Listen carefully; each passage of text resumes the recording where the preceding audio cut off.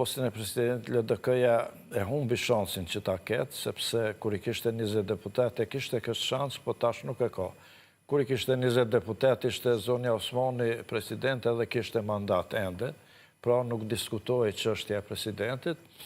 Tash nuk besoj që mund ta ketë presidentin, por mund ta ketë kryetarin e kuvendit, që nuk është pak për LDK-n, mund ta ketë një zëvendës kryeministër të parë dhe mund të ketë.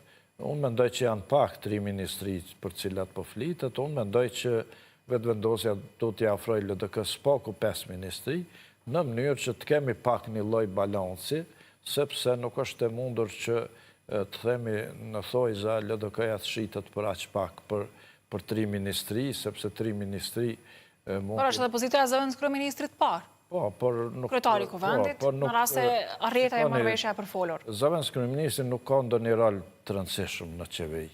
Është një rol formal, sepse të gjitha vendimet i ka kryeministri dhe qeveria. Pra, zëvendës kryeministri është aty më shumë formalisht, janë disa zëvendës kryeministra, asnjëherë s'kan pas një rol të rëndësishëm, sepse kur janë shumë nuk mund të kenë edhe rol. Ndryshe është, po të ishte vetëm një zëvendës kryeministër, atëherë do të fuqizoj roli ti. Por që kryetari i kuvendit është një pozitë e mirë që mund t'i bëjnë derë LDK-s edhe do duhet ishte e kënaqur me këtë pozitën e kryetarit kuvendit, një zëvendës kryeministër të parë dhe s'paku 5 ministri. Unë mendoj që do t'ishte zgjedhje e mirë për një koalicion mes këtyre 2 partive. Shtatë sigurisht mbetet shihet se si do vjoj e gjithë rrjedha politike dhe brenda LDK-s, e më pastaj edhe në raport me mundësinë e koalicionit me lëvizjen vetëvendosje. Dhe zotri Saliaj, në fund të kësaj interviste, a përjashtohet sipas jush mundësia për shkuarje të sërishme në zgjedhje, apo duket që kësaj radhe ka një lloj entuziazmi dhe disponimi tek partitë për të shmangur ato?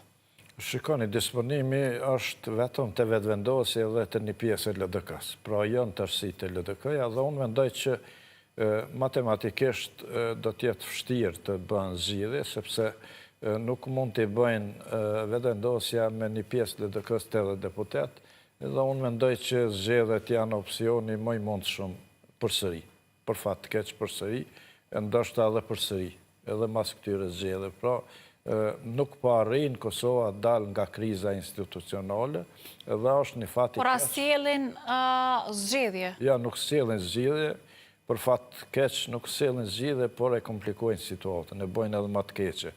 Pra, ne jemi kompromituar shumë para faktorëve ndërkombëtar me paaftësinë tonë për të gjetur zgjedhje në këtë situatë që jemi që gati 2 vite.